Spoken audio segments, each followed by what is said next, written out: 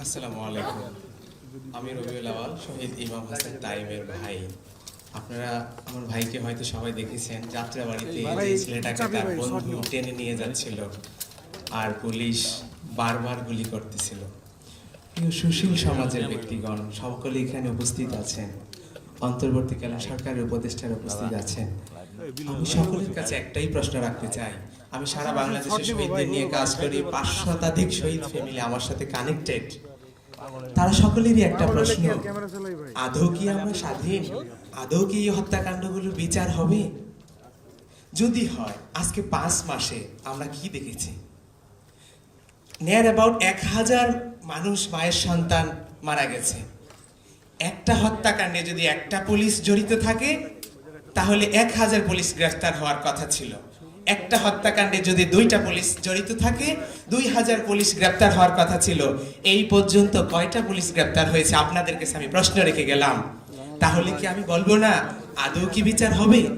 ছাত্রলীগের পোলাপাইনগুলো কি করেছে? হলগুলোতে থাকতে দেয়নি আমাদেরকে। মেসে গিয়ে থেকেছি, হলের আমরা ছাদে গিয়ে লুকাইছি, করিডোরে গিয়ে লুকাইছি।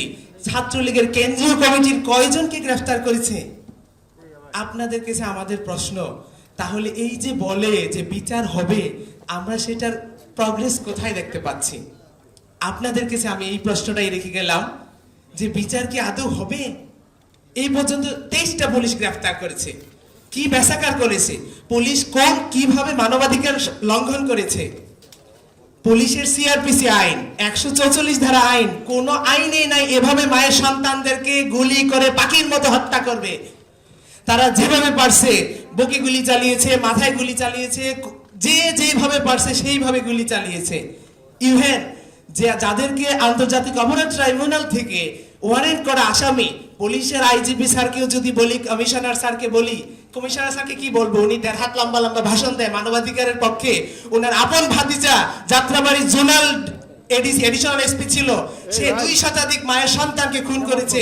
আমি তাকে দিয়েছি লোকেশন, যে আপনার ভাতিজা উল্লেখ করিনি, বললাম যে সে ট্রাইব্যুনাল থেকে আসামি, তাকে প্লিজ গ্রেফতার করুন। কি করলো?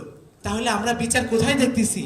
প্লিজ মাননীয় উপদেষ্টারা, সংস্কার কমিশনের যারা উপস্থিত আছেন, আপনাদের কাছে আমাদের একটাই কষ্ট, একটাই দাবি, চোখটা বন্ধ করে সেই মায়ের কথা চিন্তা করেন, যেই মা অন্যের বাড়িতে কাজ করে তার সন্তানকে এত বড় লালন পালন করেছে, দেশের জন্য ছেড়ে দিয়েছে, দেশকে স্বাধীন করার জন্য, ফ্যাসিবাদ মুক্ত করার জন্য। সেই বাবার কথা একটু চিন্তা করেন, চোখটা বন্ধ করে, যে নাইট গার্ডের চাকরি করে, সিএনজি চালিয়ে, রিক্সা চালিয়ে তার সন্তানকে এত বড় করেছে, দেশের জন্য, দেশকে ফ্যাসিবাদ মুক্ত করার জন্য ছেড়ে দিয়েছে, দেশকে স্বাধীন করার জন্য। ওদের সংস্কার হবে, নির্বাচন হবে, কিন্তু বিচারের দিকে আপনারা একটু মনোযোগ দেন, বিচারের কথা বলেন। এই পর্যন্ত এতগুলো উপদেষ্টা, এটাই দুঃখ লাগে, কেউই এই বিষয়ে কথা বলে না। 5 মাস হয়ে গেছে, শহীদের রক্তের দাগ এখনো শুকায়নি। আমরা কি বিচার দেখে যেতে পারবো? ট্রাইব্যুনালে যদি আমি তাজুল ইসলাম স্যারকে বলি, স্যার বলে আমাদের দায়িত্ব ওয়ারেন্ট ইস্যু করে দেওয়া, আমরা তো ওয়ারেন্ট ইস্যু করে দিচ্ছি। যদি আসামিকে গ্রেফতার না করে, তাহলে বিচার নামে যে রঙ্গমঞ্চ হয়েছে সেখানে কাদেরকে ফাঁসি দিবে?